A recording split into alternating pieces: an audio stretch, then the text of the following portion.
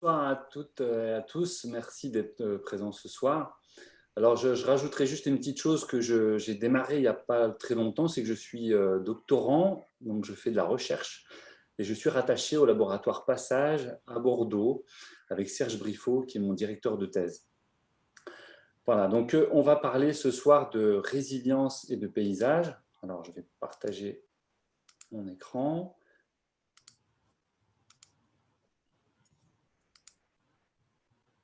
Voilà. Donc, nous vivons depuis quelque temps une période qui est bouleversée par de multiples facteurs. La pandémie en est un. Nous avons presque fini par oublier les autres dans le désordre ambiant. Inutile de vous énoncer ce soir des, des chiffres anxiogènes. Je pense qu'on en entend suffisamment dans les médias en ce moment. Nous connaissons tous désormais notre situation, notre contexte avec le réchauffement climatique, les records de chaleur, la sixième extinction de masse des espèces, l'érosion du vivant. Alors comment entrevoir un avenir plus radieux? Peut-être en créant dans un premier temps notre propre résilience, peut-être aussi en la développant sur nos territoires. J'aimerais juste ce soir apporter un regard positif, même si aujourd'hui quand on dit qu'on est positif, on risque d'avoir des ennuis. Mais je voudrais simplement laisser entrevoir un peu d'espoir qui nous anime tous, notamment sur l'évolution de nos villes et de nos territoires.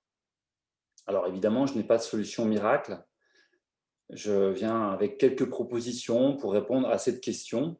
Comment le projet de paysage et d'urbanisme en milieu tropical peut-il être source de résilience territoriale?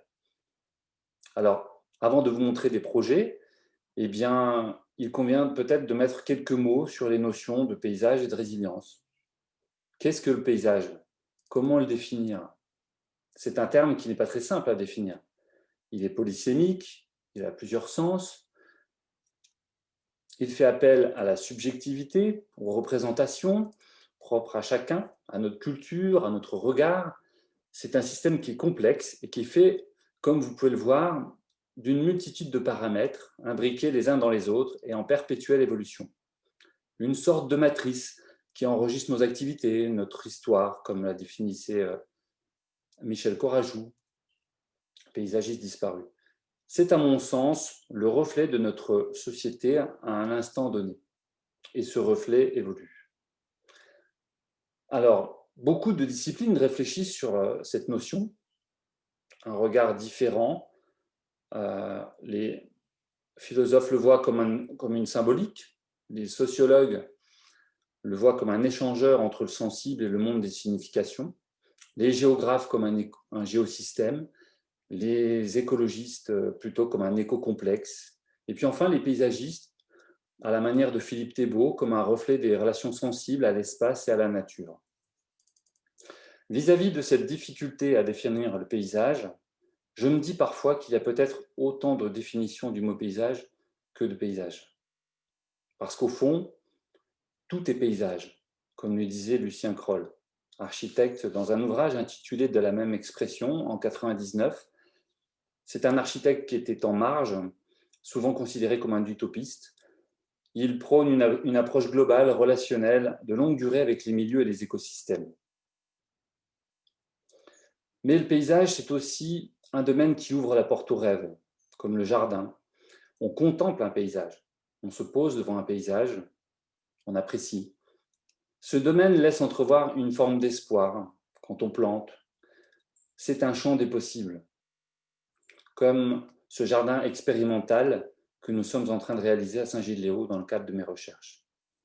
Ou encore comme ce petit jardin que j'ai découvert il y a quelques jours à Saint-Joseph, chez Christelle, fortement intéressant. Et je pense que nous avons véritablement besoin en ce moment de rêver un peu, en ces temps moroses. Peut-être d'ailleurs en avons-nous un peu perdu l'habitude. Alors avant d'évoquer des projets, intéressons-nous aussi à la notion de résilience, qui est devenue un terme un peu à la mode, reprise dans de nombreux ouvrages, des discours, des plans d'action. Qu'est-ce que la résilience? Ce terme est peut-être un peu plus facile à définir, mais il possède une diversité de facettes. Du verbe latin resilio, qui signifie rebondir, résister. La résilience est d'abord un phénomène psychologique qui consiste pour un individu affecté par un traumatisme à prendre acte de l'événement, à se reconstruire de façon socialement acceptable. C'est un peu l'art de naviguer entre les torrents, comme le signifiait Boris Cyrulnik, neuropsychiatre, qui a beaucoup écrit sur ce sujet dans les années 90 afin de tenter de vulgariser ce concept. Alors, l'émergence du concept en tant qu'objet de recherche se situe un peu plus tôt, dans les années 70, aux États-Unis notamment et en Grande-Bretagne. En psychologie, la résilience, c'est la capacité à vivre, à réussir, à se développer en dépit de l'adversité. La majorité des spécialistes de la résilience s'accordent pour affirmer que c'est une notion qui correspond à un processus dynamique et évolutif, qui inclut une démarche adaptative. Un peu comme cette courbe de deuil qui est souvent évoquée par Pablo Servigne, chercheur en collapsologie, dans ses conférences. Il y a d'abord un problème, un traumatisme, puis une forme de dépression où les gens se sentent très mal. Et puis cette courbe remonte pour se reconstruire, pour atteindre à nouveau une forme de sérénité. Alors la résilience est aussi un terme polysémique et parfois controversé. Et nous en avons besoin, c'est plutôt aussi la question plutôt de savoir, comment créer sa propre résilience aujourd'hui. Et nous en avons vraiment besoin en ce moment face aux événements. Alors on parle de résilience dans le domaine de la psychologie, comme je viens de l'évoquer, on en parle dans la question alimentaire, on en parle sur le domaine de l'éducation, on en parle aussi dans la politique. Nous en entendons parler à la fois même dans des opérations. Il y a une opération résilience qui avait été lancée notamment après le déconfinement. On en parle notamment aussi dans la question du paysage, de paysage résilient.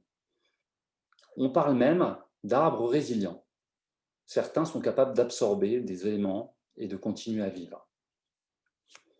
Alors, ce qui nous intéresse aujourd'hui, dans le cadre de ce sujet, c'est la résilience territoriale et ou écologique, c'est-à-dire la capacité d'un écosystème, d'un habitat, d'une population ou d'une espèce à retrouver son fonctionnement, un développement et un équilibre dynamique après une phase d'instabilité engendrée par une perturbation environnementale, comme c'est le cas aujourd'hui, par exemple, à Grand Étang. Une sorte d'habileté à trouver des moyens de se remettre d'une crise, comme cette crise sanitaire, comme la crise des Gilets jaunes qu'on a vécue, qu'elle soit énergétique, alimentaire, en adaptant donc son fonctionnement interne et donc la gestion des territoires.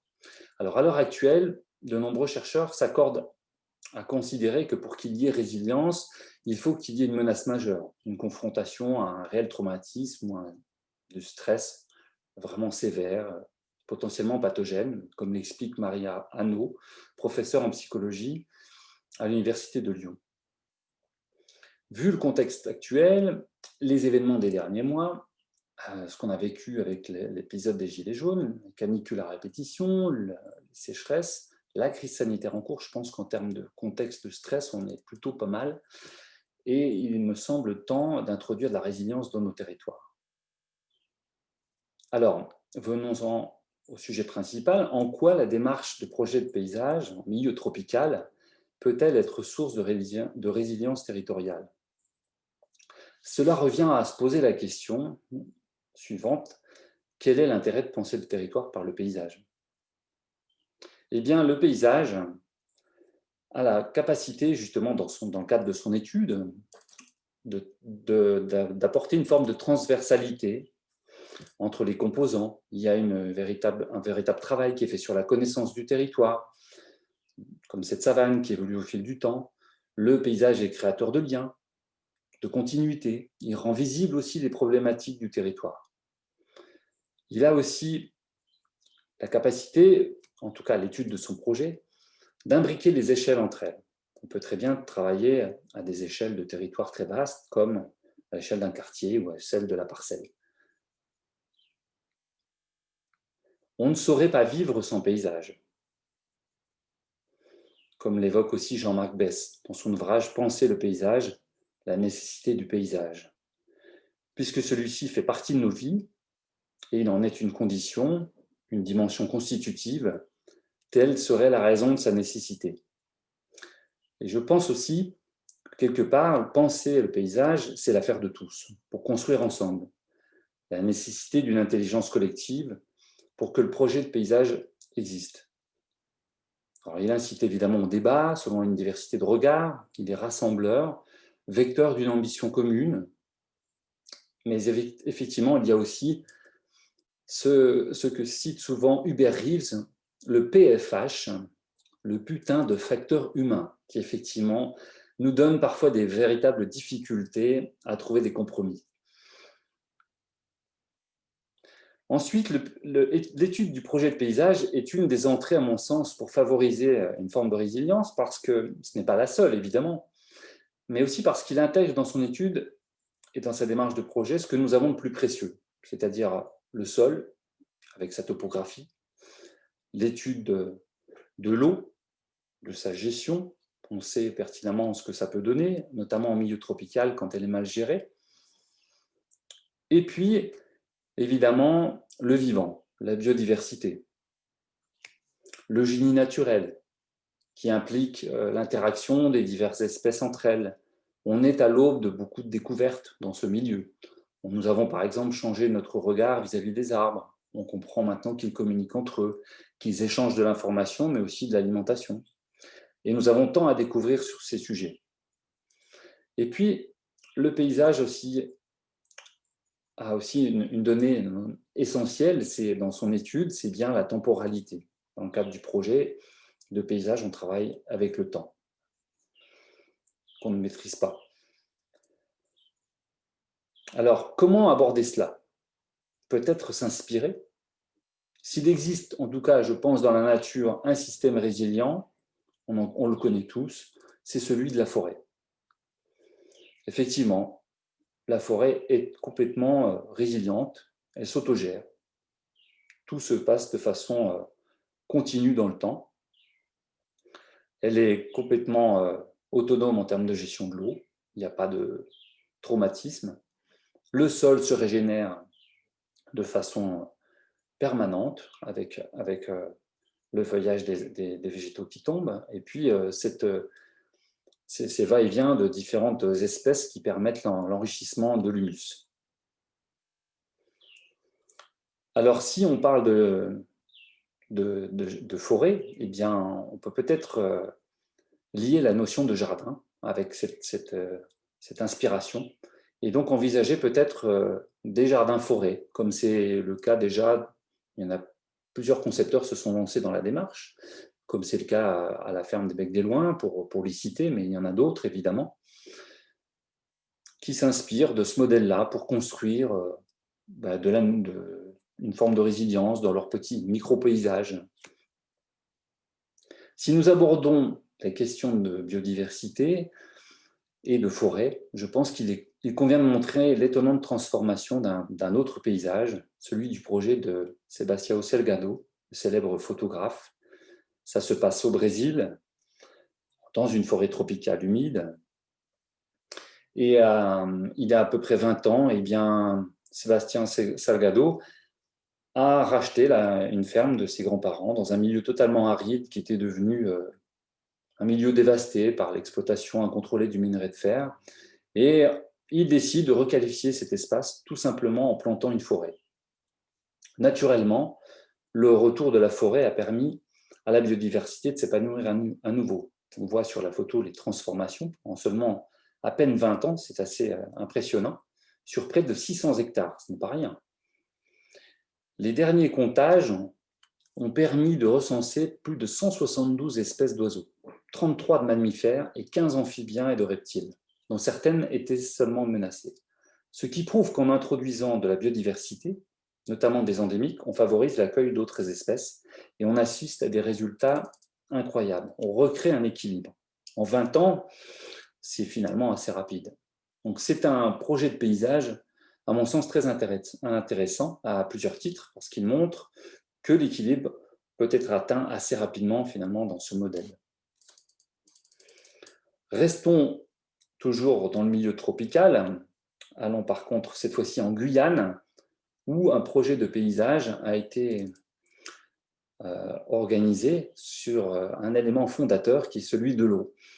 Nous sommes dans la ville du Maroni, où le fleuve, connu pour ses évolutions en termes de saisonnalité, engendre des crues assez considérables.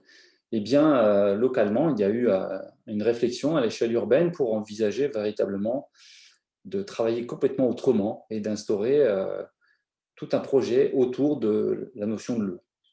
L'eau qui est complètement la vie partout, mais en ces lieux et bien ailleurs.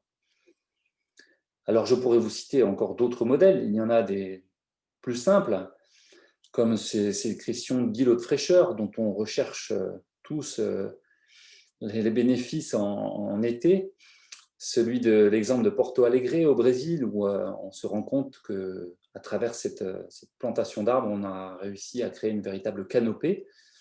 Ça peut être peut-être un exemple inspirant pour La Réunion, où on cherche encore beaucoup l'ombre, malheureusement, dans nos rues. Les résultats de certaines études sont assez impressionnants, puisqu'ils arrivent à baisser avec ce genre de démarche près de 6 degrés la température au niveau du sol. Autre exemple en termes de résilience, pas des moindres, c'est Cuba. Je pense que nous devons aussi nous inspirer. La sécurité alimentaire passe par là-bas, en ces lieux, dans ce pays, par l'agriculture bio. Quand on a été coupé du monde aussi longtemps, évidemment, on n'a pas de produits puisqu'ils ne rentrent pas dans le pays.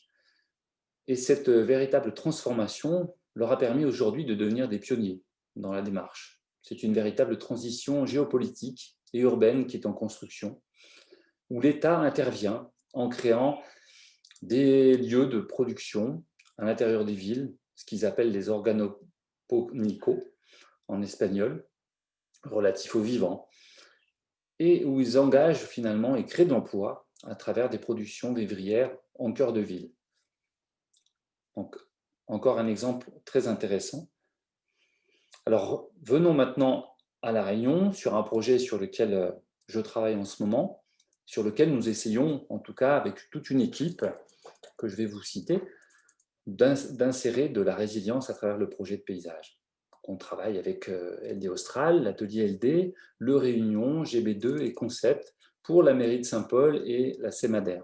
Donc cette ZAC, je pense que vous connaissez tous sans souci à La Réunion, pour ceux qui sont sur place. Elle se situe dans une, on va dire, dans une implantation assez stratégique, dans des paysages assez diversifiés, des paysages de coteaux à travers la rivière des Galets et ses pentes, ses coteaux abrupts, les paysages de fleuves, donc la rivière en elle-même, des paysages de plaine, où nous avons la plaine Saint-Paul, et puis ces différentes planaises donc, de ce milieu de sans souci que l'on peut voir sur cette carte. Elle est composée, en tout cas ce territoire est composé de différentes entités paysagères, des séquences variées. Nous avons d'abord une planaise basse, puis un effet de belvédère au niveau de la rivière des Galets, et puis une sorte de promontoire, un effet de talus qui monte de façon abrupte, et ensuite une seconde planaise, et puis nous arrivons sur les îlets des Hauts avec les forêts d'altitude, puisque nous sommes à l'entrée de Mafat, et notamment très proche de l'entrée du parc national. Alors c'est un site qui est situé, quand je disais qu'il est stratégique, c'est que c'est un peu particulier parce qu'on n'accède que par le bas, donc notamment par l'échangeur que vous connaissez tous, donc de la rivière, enfin de Sans Souci. Et le second, simplement, vient de la plaine, mais bon, il faut passer la ravine, c'est un peu complexe.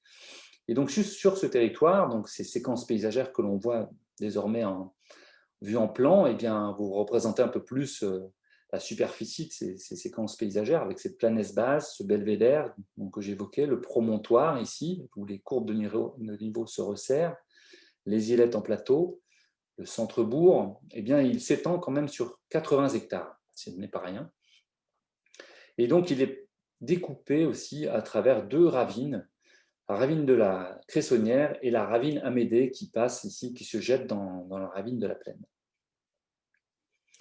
Et donc, quand j'évoquais stratégie d'implantation, eh bien, il faut savoir qu'il y a des enjeux assez forts en termes de paysage sur ce lieu, puisqu'il est visible de très loin, que ce soit du côté du nord, à travers la possession et la route qu'on traverse pour aller à la rivière des Galets, on le perçoit de très loin du côté de Savannah, y compris même depuis la savane, où je suis allé prendre quelques photos. Et donc les enjeux paysagers sont assez conséquents parce qu'on est visible de partout. Il y a sur le site des corridors écologiques à travers les ravines qui sont conséquents, qu'il faut tenter de maintenir, évidemment, de préserver, et puis des corridors existants qui sont plutôt, eux, parallèles aux pentes, qu'on va tenter aussi de lier à travers la démarche. Alors c'est un paysage assez particulier, puisqu'il a une géomorphologie assez complexe, avec un relief accidenté. On démarre la ZAC à 200 mètres d'altitude et on finit à 500 mètres, donc ce n'est pas rien. Et on se rend compte, évidemment, que c'est sur cette sorte de cône, en fait, avec le seul accès sur le bas, eh bien, il faut quand même réfléchir à une évolution de ce territoire si on ne veut pas créer des va-et-vient incessants du haut en bas et créer des problématiques de circulation qu'on connaît déjà suffisamment sur l'île. Alors, il y a aussi, c'est un quartier qui est assez particulier puisqu'il a aussi des lignes d'urbanisation en forme de lignes de vie, on les a appelées comme ça, puisqu'elles sont parallèles aux courbes, et elles se prolongent généralement de façon horizontale jusqu'à la ravine de la Plaine. On le remarque sur cette photo, il y a une forme d'alternance entre les zones qui sont déjà urbanisées et puis les zones paysagères. À travers cette démarche, nous avons élaboré un plan guide qui avait pour philosophie s'étendre sans se répandre, où l'idée était principalement de concentrer la création de nouveaux logements et bien sûr la partie basse, étant donné, vu les contraintes que je viens de vous énoncer. Sur le secteur centre, qui lui est déjà composé de beaucoup de résidences pavillonnaires, nous avons souhaité limiter l'introduction de logements et donc vraiment simplement de venir composer quelques compositions complémentaires, mais c'est tout. Sur la partie haute, eh bien, c'est pareil, on a vraiment limité encore plus les incidences parce qu'on ne souhaitait vraiment pas perturber le milieu, d'autant que les pentes des forêts, donc des hauts, subissent déjà des pressions assez conséquentes, on peut le voir sur le terrain. Ce plan guide, c'était à l'issue d'un diagnostic qui a été élaboré par notre équipe. Nous avons orienté évidemment d'autres phases de projet avec un avant-projet. Alors d'un point de vue de la programmation, pour que vous compreniez un peu mieux où on est, et ce qui est envisagé, c'est la multiplication donc, sur la partie basse par à peu près environ par 10. Donc aujourd'hui, il y a 72 logements qui seront conservés. On en voit plus sur la cartographie, mais il y en a énormément qui vont être requalifiés, voire qui vont disparaître parce qu'ils sont dans de mauvais état. Et donc sur le centre, comme je le disais, on ne multipliera qu'environ 1,6 la densité de logement et à peu près la même chose sur la partie haute. Ce qui est on va dire une ambition revue complètement à la baisse, hein, il faut le savoir. Au départ, l'intention était d'avoir beaucoup plus de logements et nous avons volontairement, par rapport aux conditions du site, souhaité réduire cette démarche. Alors il faut penser que à travers cette notion de résilience, si on vient à cette question, parce que c'est le cœur du sujet, nous avons souhaité orienter notre projet sur la question du paysage, à travers aussi la notion de résilience alimentaire. Et j'évoquerai beaucoup ce sujet ce soir, parce que je ne peux pas tout aborder, je n'aurai pas assez de temps. Évidemment que nous avons travaillé sur la notion des déchets, sur la mobilité, sur tout un tas d'autres thématiques, sur les compositions urbaines, mais je tiens à vous parler beaucoup de la résilience alimentaire parce que c'est le projet phare, et en tout cas sur lequel moi j'ai travaillé principalement, avec cette notion de projet agroécologique pour tous, où dans l'idée de réduire l'importation, eh bien, on envisage une production végétale, animale aussi très conséquente sur les lieux de vie, à travers la création de micro-fermes, à travers l'introduction de préservation de la biodiversité, qui permet de développer évidemment des circuits courts, une amélioration de la sécurité alimentaire que nous n'avons pas du tout aujourd'hui. Alors, le quartier ne sera pas forcément autonome de manière alimentaire, mais en tout cas, il le sera partiellement et c'est ce que nous visons. Il faudra à peu près une dizaine d'années pour réaliser cette démarche. Alors, cela se traduit comment? Eh bien, on va traduire cela avec des projets, des quartiers nourriciers. Sur la partie basse, il va y avoir donc des micro-fermes urbaines ou rurbaines. Il y en aura 4 sur la totalité du territoire et nous en implanterons là où il y a le plus de densité, déjà 2. Nous allons aussi créer à peu près 2 hectares de jardins partagés, ce n'est pas rien, 10 hectares d'agroforesterie, qui viennent se greffer aux différents corridors existants que vous avez pu voir en vert foncé, notamment aux abords des ravines, et qui existent déjà, sur lesquels nous venons créer du lien et renforcer cette continuité. Alors, on peut voir un autre plan qui préfigure un petit peu nos orientations à ce sujet et qui montre la densité des corridors qui seront créés, renforcés à travers l'agroécologie, à travers l'agroforesterie, l'ornement, mais surtout aussi les jardins partagés qui figurent en vert et surtout le lien à l'eau, puisque nous avons travaillé beaucoup sur la question de l'eau en relation avec ces corridors et notamment beaucoup de nous qui sont organisés, comme vous pouvez le voir, en parallèle des courbes de niveau. D'un point de vue des outils, donc des micro-fermes, comme je l'évoquais, il y a évidemment beaucoup de modèles qui existent, que ce soit en métropole, en Europe, aux États-Unis, comme on peut le voir sur les différentes photos. Mais nous avons des modèles qui existent dans le milieu tropical. Ça existe dans différents pays. Nous en avons même à La Réunion, et notamment une au Tampon, qui est gérée par Luca Piccin, un des formateurs de l'école du jardin planétaire, et qui réussit à produire une bonne quantité de nourriture par an, régulièrement avec cette démarche. Donc c'est quelque chose qui fonctionne.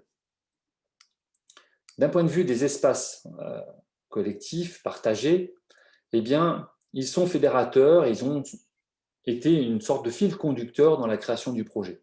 C'est-à-dire que les espaces centraux, ce qu'on appelle d'habitude les liaisons douces, les mailles, les coulées vertes, entre guillemets, deviennent des forêts urbaines endémiques, nourricières, une sorte de petite biosphère d'agroforesterie, agroforestière, sur lesquelles nous tissons des liens à travers les différents îlots aménagés au niveau des logements. Il y a évidemment des cœurs d'îlots qui seront des supports de liaison douce, complémentaires, des espaces partagés et d'agriculture urbaine. Et nous allons tenter de créer des ambiances, comme vous pouvez le voir sur ces différents croquis, relativement agréables, très, très ombragés, à travers tous les îlots qui seront réalisés.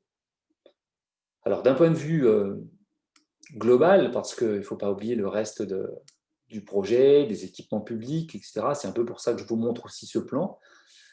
Il y a donc le secteur bas, avec toute la concentration de logements que vous pouvez voir en bleu et en violet. Il y aura quand même des équipements comme une école, un équipement sportif couvert, à la demande de la commune, des notions de centralité avec des espaces publics communs et puis des aires de jeu, un local intergénérationnel et des trames végétales que nous avons souhaité préserver, notamment sur les parties un peu plus hautes des vergers et ce fameux éco-village et les fermes urbaines de la partie haute. En termes d'aménagement donc sur les hauts, nous allons envisager la création d'un éco-village. Alors, il ne s'agit pas d'apporter un énième concept qui viendrait de l'extérieur. Simplement, bon, le terme est celui-ci pour évoluer, mais ça peut être un éco-hameau, peu importe. L'idée, en tout cas, est de lier à la fois l'agrotourisme, la question du logement et de la production nourricière sur cette partie des hauts qui se prête concrètement à la production, où on retrouvera des connexions vers les habitations existantes, de l'agroforesterie, des potagers, des restaurants qui proposeront ce qui est produit localement. Il ne faut pas oublier que Sans Souci, c'est aussi le point de départ de beaucoup de lieux de randonnée, à travers notamment la canalisation des orangers. Et donc, c'est un point d'attrait pour les touristes. Sur la partie haute, un autre secteur qu'on a appelé les greniers des hauts sera envisagé un peu sur la forme de différentes portions de petites productions, à la fois en permaculture, en horticulture, maraîchère, de fruitiers. Il y aura même une pépinière. L'idée est d'envisager une conserverie aussi sur le site. Nous tentons toutes les solutions possibles pour envisager de la production nourricière à assez grande échelle. Un autre secteur s'appelle les terrasses paysagères jardinées, où la pente, parce qu'elle est quand même relativement présente, eh bien, va nous inciter à travailler sous un modèle de micro-terrasses successives.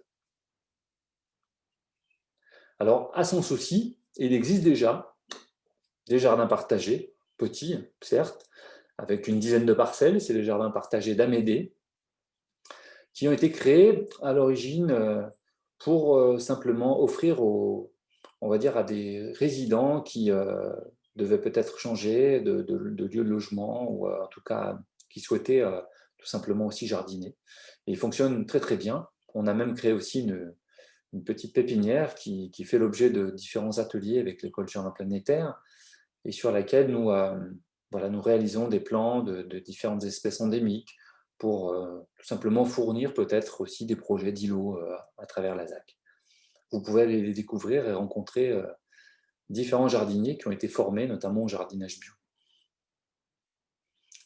Alors j'aimerais aussi évoquer un autre exemple, c'est celui d'une étude sur laquelle j'avais travaillé, qui s'appelait le plan d'investissement d'avenir à Bois d'Olive, commune de Saint-Pierre, avec la fabrique urbaine, où nous avions, dans le cadre de cette démarche, élaboré tout un tas de recherches pour travailler sur la résilience alimentaire à l'échelle d'un quartier. Alors, ce travail a bénéficié de beaucoup de soutien. Nous avons travaillé avec l'ADEAL et nous avons tenté de trouver tout un tas de solutions à travers à la fois les collèges, les parcelles, des citoyens pour les former, les inciter à refaire des potagers, à travers les bailleurs sociaux, pour les inciter aussi à créer des jardins partagés à leur échelle. Bref, tout un tas de solutions qui ont été, pour certaines, qui commencent à être mises en œuvre. Et cette étude se voulait être une sorte de modèle potentiellement reproductible à l'échelle d'autres quartiers. Donc j'espère que ça verra le jour potentiellement à l'avenir et que ça sera reproductible.